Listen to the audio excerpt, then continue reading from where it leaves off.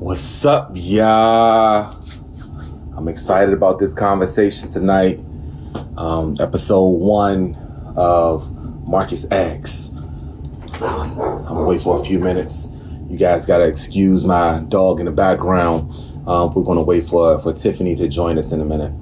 I'm super excited about this one.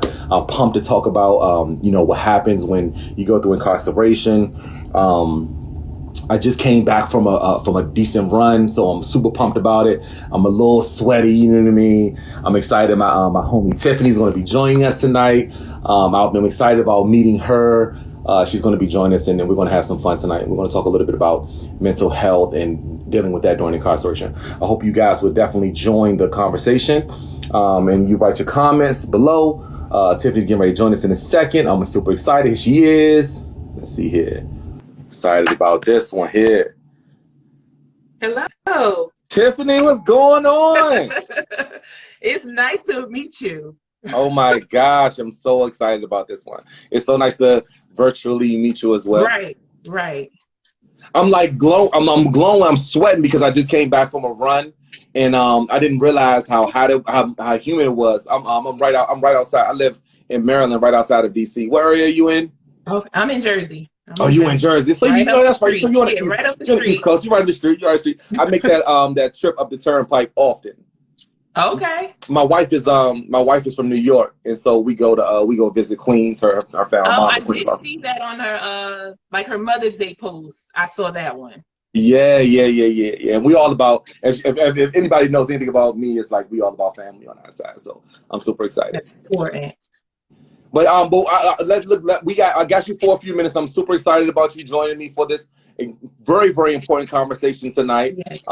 We got a bunch of people that's going to be joining. They're probably going to want to ask some questions. They're probably going to engage in a very interesting and meaningful way that's going to help either inspire their lives or deposit into their lives, whether or not they have a loved one that's incarcerated or not. So I'm excited about you being so honest and transparent about your journey. Thank you so much. No problem. I appreciate you having me. Thank you. Absolutely. I appreciate your service. I just need you to know that. Like, I love Flickshop. I remember the first time I sent my husband one, he was like, everybody was asking where you get that from, how you do that.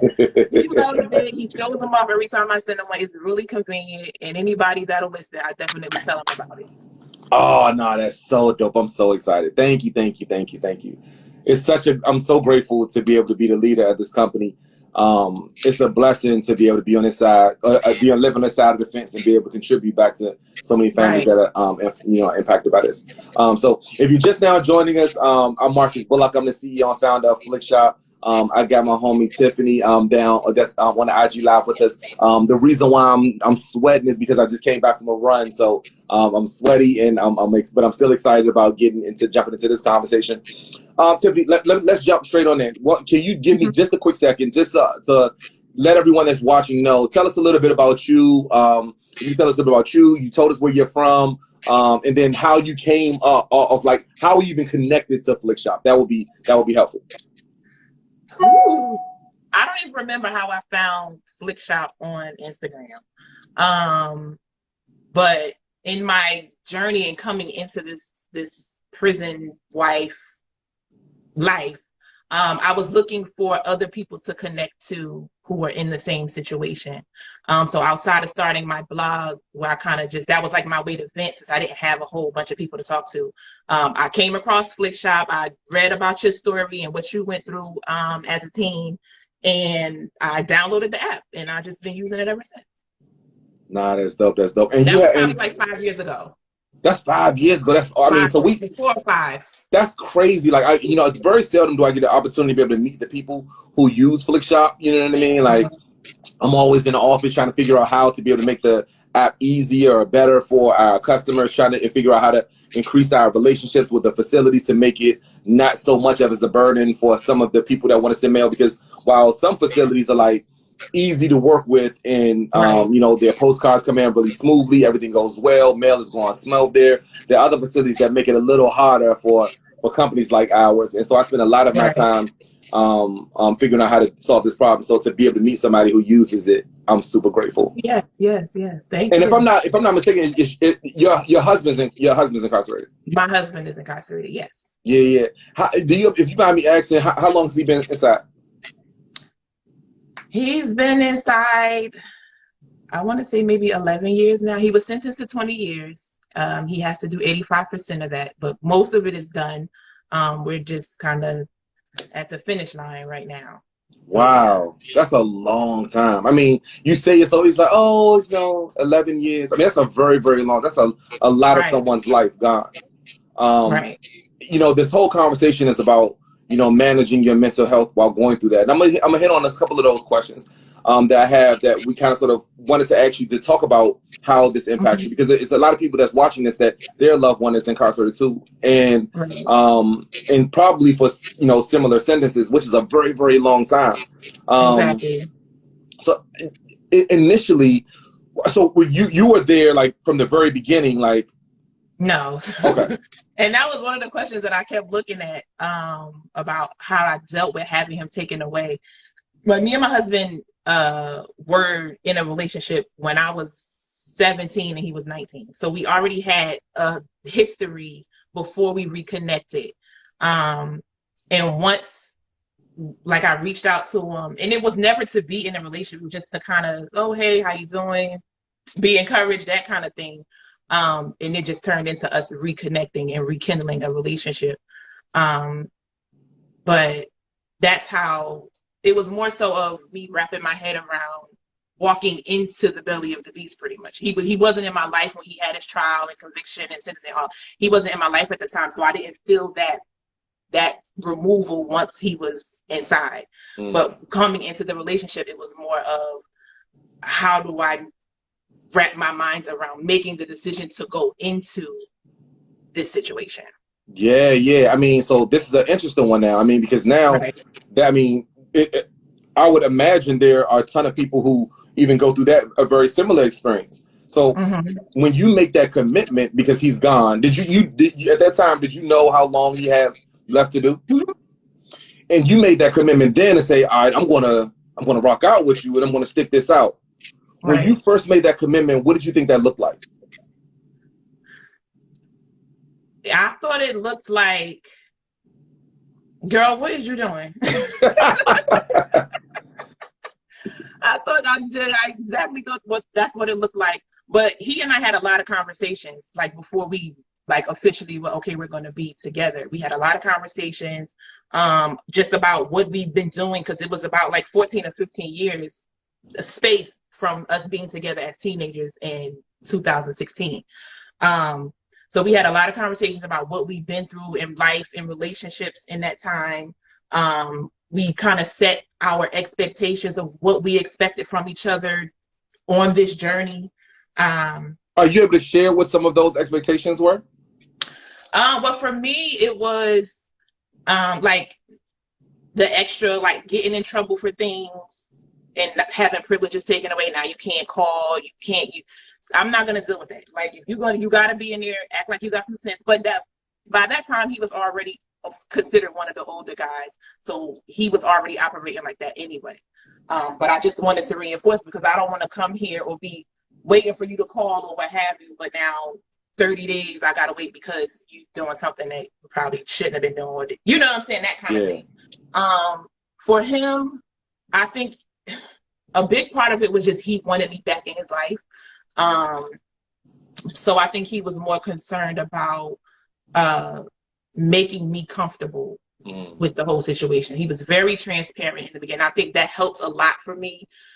Very transparent, like to the point where I was like, why is he telling me all of this? Like, it freaked me out a little bit at first.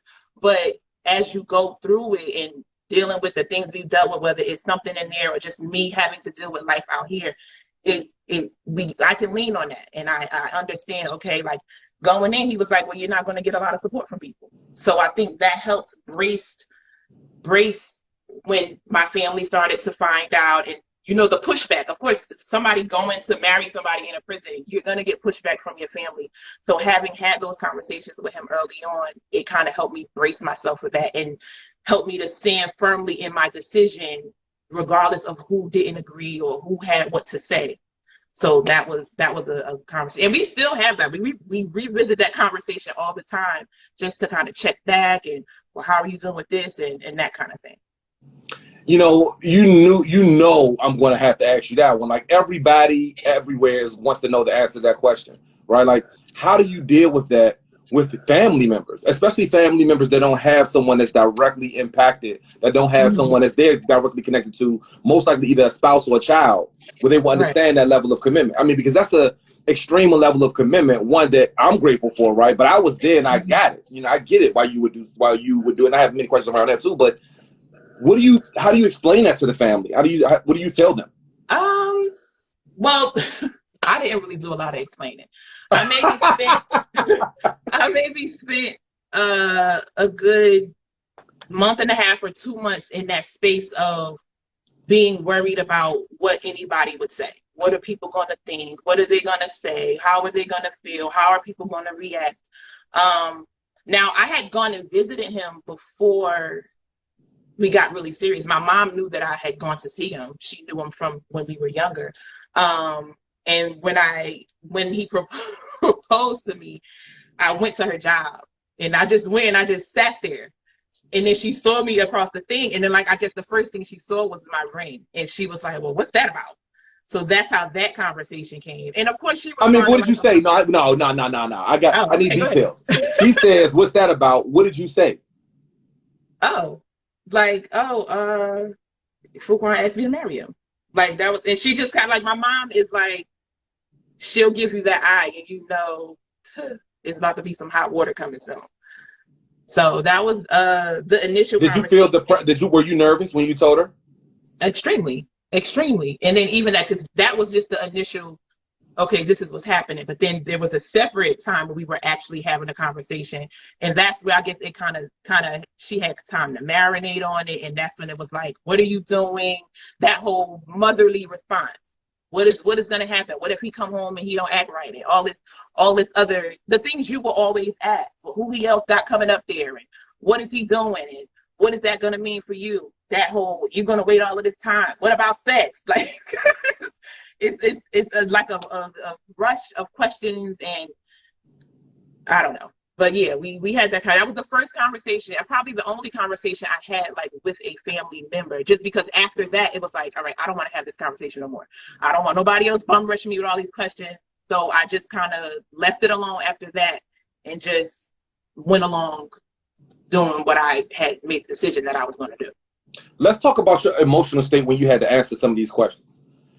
Were you tell me? I don't want to put any words in your mouth, right? But I want to ask you, what were you feeling? Like, were you feeling? I don't want to put any words in your mouth. So tell me, what were you feeling when you had to answer them? I would say initially, of course, you feel defensive because you feel like your judgment is being attacked and challenged and those kind of things. So of course you're defensive. You're already nervous because, well, for me, coming into this situation, there's stereotypes all over the place. So that's going on in the back of your mind. What if they write him? What if he did? What if it's a whole lot of just chaos, so to speak. Yeah. Do you and how long ago was it since you had that conversation with your mom? It was about 2016, was it? 2016.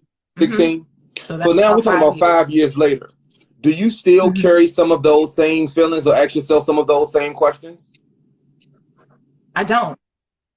And I think once I made the decision that I wasn't going to operate based on how other people felt, how other people were going to perceive me, if anybody else was going to judge me, it became a lot easier to just go on with my life and be okay with my decision. Like, I didn't want to be operating under the burden of other people's opinions and judgment and all of that. But once I got that out of my system, I don't give a damn what you ask me. Let's go. I'll talk to anybody that'll listen. How long did it take you to get to that point? Was it immediate or did it take some time? I would say right before we were scheduled to get married, I was Oh, wait a talking to minute, wait a one of my minute. So you aunts. paint a timeline for me. So he proposed in beginning of 2016. He proposed in June, May or June of 2016. Got you.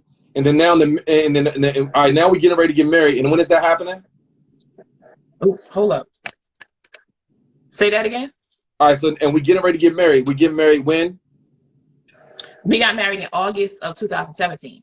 So it's a year. It's a year, a little over a year in between that time, and so it takes about. I just want to help paint a picture for everyone listening in because what I think is important is some people ask the question like, "Well, how long does it take for me to get through something? How long does it take for me to get that I don't care attitude when my parents or my sister or my brother or my uncle asks me about?" This person I have and why I'm committing them to them this way, right? Because most people don't really understand it. And I think there gets a place where sometimes it's like instant, it's like, boom, I don't care what you think.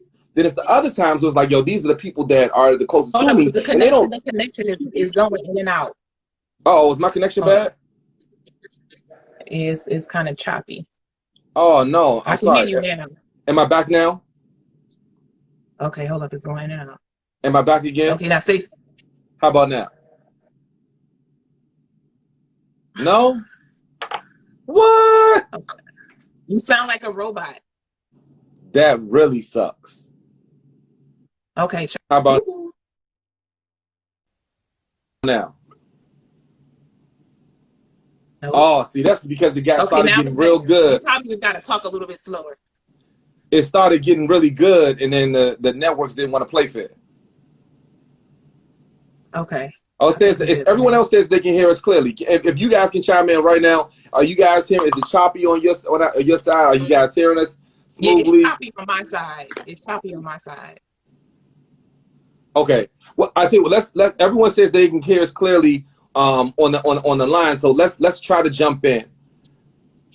Are you there with me? Everyone saying it's Okay. clear. Okay.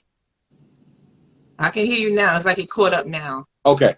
All right. Cool. So we back. You're back with me because this one is starting to get good. Mm-hmm. We can't lose the good stuff. Right. All right. So we're gonna keep going with it. Everybody says we nice and clear on their side. Can you? I want to make sure that you can hear me because you're the one that's important. You got you have. I got the questions. You got the answers. So thank you guys. Thank you Okay. everybody else that's joining us right now. If you're just now joining us, I'm Marcus Bullock. I'm the CEO and founder of Flickshop. I have Tiffany here. We have an incredible episode of Marcus X. We're talking about mental health, how you're dealing with incarceration, how your loved one deals with mentally, emotionally, dealing with the fears and love of a loved one. And so Tiffany's been extremely transparent with us this evening.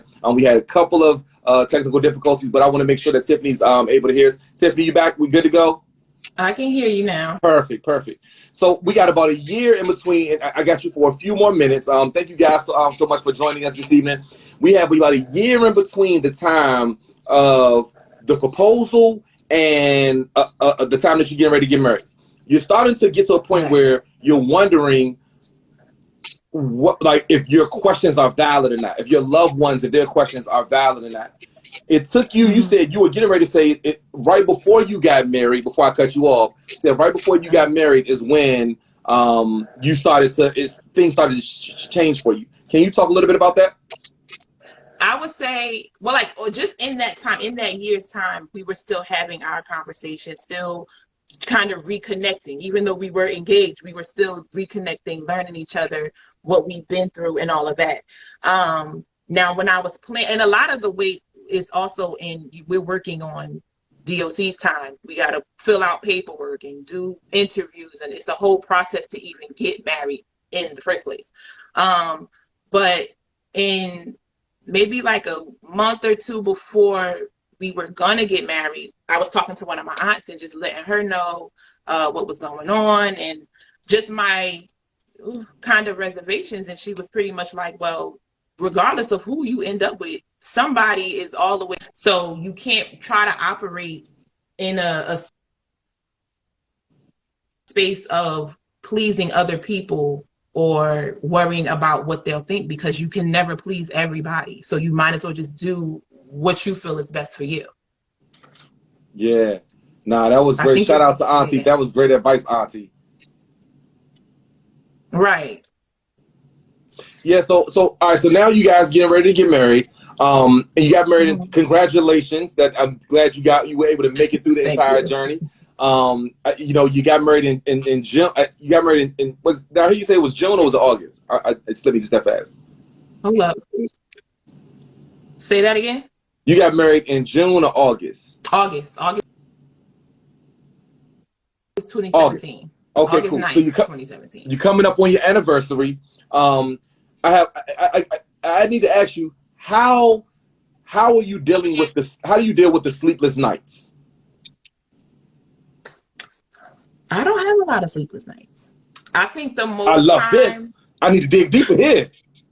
I think a lot of my, I won't say comfort, but a lot of my strength comes from one, those early conversations that we had.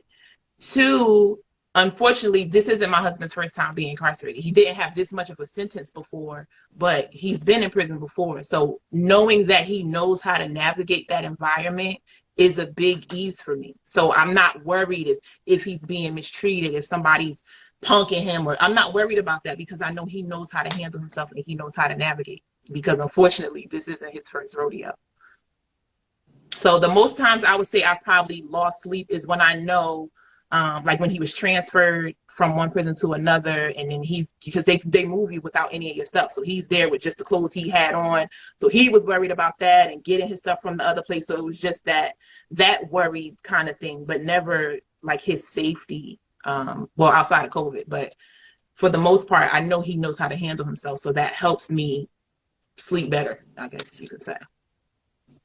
Do you have any other concerns for your husband while he's there? I mean, so we know it's like no real physical concerns. How about his psychological, you know, his mindset? Like how is his positive levels of positivity and excitement, love? How do you guys share sentiments? How do you guys share those moments when you like, you know, I had a great day or I had a bad day? How does he feel about this stuff? Do you have a gauge for what his mindset is like?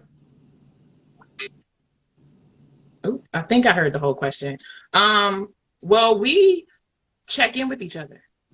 We've made it a point, how are you doing? And then if it's like a deeper check-in, is no, I mean, how are you doing? Like we'll bring the question back, no, how are you doing? What's going on in your head? Like we just ask each other that question because the Is he things that honest with I you may about the things that he's going through? for the most part, I think so. And to a degree, I think we both we might hold back sometimes just because we don't want to burden. I don't want to burden him Exactly. with something that may be going on this side, and he doesn't want to burden me. But so we keep that in mind, but we still try to be as honest as possible when we're doing our check-ins. And then he's also sought out the counseling services at the prison. So he goes to see the psych every 2 weeks or something like that, just to work through his own traumas and the things that he's dealt with in his life. So that's a good help too, because he's doing the work to better himself in the midst of what he's in. Let me ask you a question. This is more back to you. I'm going to pass it back to you again. What is the thing? What have you learned the most about your own self since you know you started along this journey?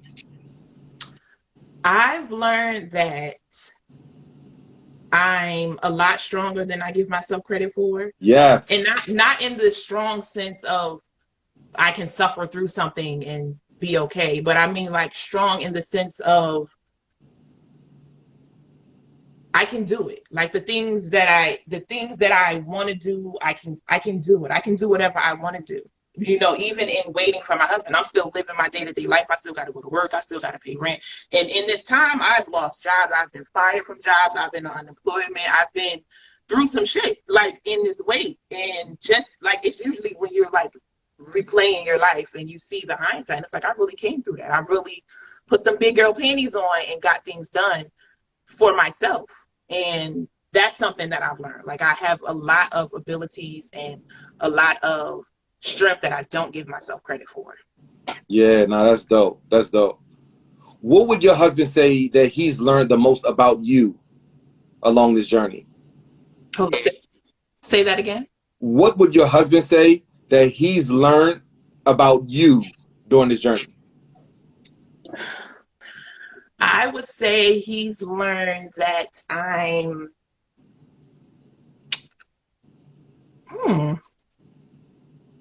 probably not as, I want to say mean. People call me mean often just because just because I'm not smiling 24/7, but I think he's learned that I'm not mean. Like there's a method to why I do what I do. If I tell him that I'm not speaking to somebody, there's a reason why. Like I think things out, and yeah, I can be stern when needed, but I'm not a mean person at all. Like most people that know me know that. So I think that's something that he's learned as well. It seems like you have such an interesting grasp on your own mental health, and I'm sure there's been ups and downs along the journey. For the folks that are, that are going through it, right? Like, and we're all in the room together, right? We're all literally in the room together. What do you tell people that are going through a similar struggle, like incarceration, and they're having to deal with some of these highs and lows and peaks and valleys? How do you tell somebody that's dealing with these mental struggles? I would say that you're not alone. Like coming into this, you feel like an island. Especially from a woman like being in a relationship, a romantic relationship, with somebody who's in prison. You come in and you already feel judged just right out the gate. Before anybody says anything to you, you feel judged. And I felt like that because I had my own preconceived judgments about women who were in my same position. So now it's like, now that the roles are reversed and I know what it's like, it's like, okay, now you're a little bit humble about it. But I would definitely let people know that they aren't alone. Once I started my blog, that was my first, I would say, form of therapy, because I was able to just write, and that was how I got it was never really for the masses, although some people do tune in and some people read, but it was just my own therapy, because that's how I need to get the emotions, the feelings, whether they were good or bad. I need to get it out. So in starting my blog, and then I started this, I have like 1 million Instagram pages. So I create my own communities. Like I own a business, I do hair. So on that Instagram page, I follow all hair people and I get inspiration and all that from them. On this one, I follow other women who are in the same position. They're prisoners up here, because we're not going to act like they don't be having phones. There's just a community of people who are in this boat in whatever capacity. And I've made myself a community. Now, whether they know they're part of my community or not, it's not their business. But I've made myself a community. So when I'm feeling a way, whether it's good or bad, I know when I post on this page, the people know where I'm coming from. They understand me. And it's well received. I can have conversations that I probably can't have with my friends whose husbands are at home with them. Yeah. So that's how you're not alone at all. Once I created this page and kind of start finding, and Instagram does that thing where people like this people or similar people. So I would kind of just, okay, well, let me see who this person is. So what are they talking about? And then the ones who I felt were decent to follow, then I followed them. So that's kind of where it started. And then even from that, I was introduced to Doo-Wops, which is a group on Facebook, and it's just women, it's prison wives, girlfriends, fiancés, whatever, and we just have our own little world. We share our stories, our ups and downs. Some of them, their men have come home, so they share that part of the journey, because that's a new journey in itself. But yeah, I've made myself a little community of people and organizations and just people in the same kind of boat that understand. So that's like, even because I know everybody can't afford like a therapist, and the insurance is wild and all this whole thing. So I use Instagram. Like I'm on here cackling a lot of the time, but I do use it to my benefit to help get me through this week.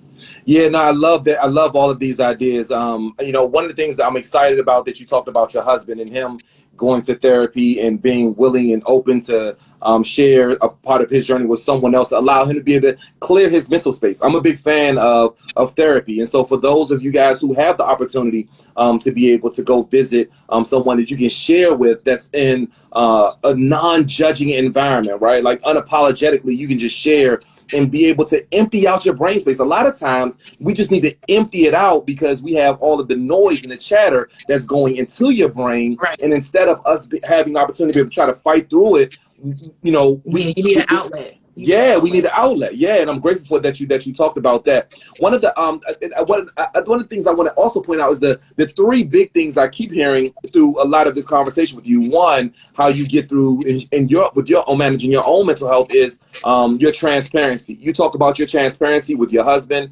You talk about your transparency with your family. You talked about your transparency even when going through, you know, leading up to the wedding, and now you're being extremely transparent with us, which I'm sure is very therapeutic for you as well. The second thing you talk a lot about is community and the community that you built, the people that you communicate with and you share. I heard you talk about how you share pockets of your life with certain specific people so that, you know, because there's certain, the friend with the husband that's living at home with her probably wouldn't be able to understand the same way that one of the wives inside of the doo-wops group would be able to understand. And I think that was interesting to hear you talk about how you build, you know, these different pieces of community in our lives. Sometimes we feel like we have to apologize to the world for having these little buckets of compartments of our lives, and I don't think that that's the case, right? I feel like, you know, we have so many layers of us. Everything isn't for everybody, so you got to make it work how it can work best for you. Yeah, no question. I love that. The last thing I heard you say, and I think this is a big one. I hope that a lot of you guys that are joining us this evening. It's choppy again. It seems that some of the people on our side can hear clear. So I know I got you for a little bit of time, so I want to make sure I'm managing it well. But the last thing I heard was that you are intentional about writing. You talked about journaling, you know what I mean, and creating content on your Instagram. Like, I'm sure that that speaks volumes for you when you go back and go read some of the things that you've written in years past. You probably been reflective and like, oh snap, I thought like this, or I felt this way. That's interesting. I don't feel that way anymore. And then you can also see your own power through your own journaling, because you're like, oh man, I can overcome. Sometimes we get into our own head again, that noise, right? It starts chattering. But the journaling allows you to be able to speak to yourself and say, nah, look, I did overcome before. I can overcome again. So I'm excited that you shared that thing. Before I let you go, I want to talk about some of the great things about us. Tell me, what does love mean to you and your husband? Love means transparency. It means understanding that although we've made the decision to be a couple and be together, it's understanding that we're still each going through our own separate evolution. Like, we're still two separate people. So it's just giving each other the space and I don't want to say permission, but to grow. Like, I don't want him to feel like I'm suffocating him and I want you to be who I want you to be. That's not how I operate, because that's not what I want for myself. So we try to be mindful of that. Or sometimes, like he let me know early on, like some days he's just sad. He has a bad day. He stays to himself. He don't call nobody. And I understand. I'm not going to make him feel bad about it. It's okay. I'll understand when you don't call. Okay, maybe he's having a bad day. And then the same thing for me. Now on my end, I'm not calling him. But if he calls, I'll let him know, you know what, I feel like I want to slap people today. So this might not be a good day for us to run through all 10 phone calls. And then maybe he'll call me for a couple of minutes, hey, just checking in, or he'll send me an email, hey, just checking in. So it's really important in our love bubble to give each other space to grow as individuals, as we grow together, if that makes sense. Yeah, not as dope. Your husband, one day he's going to look back and he's going to watch this video. What do you say to him? You got 30 seconds, just 30 seconds. Nothing maybe too profound, or maybe it is profound. I don't know. But you only get 30. If you got 30 seconds, what do you say to your husband? Okay. I would say that I love you. I would say that I'm always on your side. I would say that I have no regrets about choosing you. I believe in you, your intentions for yourself, for us. and I'm here to the end. I'm here. I love this. Thank you so much, Tiffany. I'm so grateful for you taking some time to talk with me this evening. This has been incredible. As you can Yes. see by the thread of the amazing people that are commenting on this, that so many of us are enjoying it. If you guys want to see more of these kinds of Marcus X kind of interviews with our community, I would love for you guys to chime in and tell me what are some of the topics that you want to hear. Tiffany was so gracious to be able to share her experiences with us, but we want to share more about what's happening with our family members, right? During this journey, none of us want to feel like we alone. Tiffany highlighted that, like tremendously. Like she talked about how sometimes you can feel isolated, like you on an island by yourself, especially in this journey, especially if people don't understand where you're coming from, if you have someone that's Right. really, really close to you. I'm grateful that Tiffany talked about community. I'm grateful that she was being very transparent. And if you pick nothing else up from this evening, jot down your experiences, write them down, be reflective, and go back and see how blessed you and your loved one really are, even in the midst of one of the worst times in your lives. I'm super grateful for you joining me, Tiffany. I appreciate you. Thank Episode you. number 1 in the books. You was the first one. I feel important. You are important. You're so valuable. I'm so grateful for you. Thank you for being a Flikshop customer. I'm so Thank you excited for to Flickshop. meet you. Continue to keep me on the right track and tell me what's important to you and to your husband. Please tell him I said what's up when you speak to him, I and will. hopefully we'll be able to do this again. Okay. All right. Bye bye. See you later.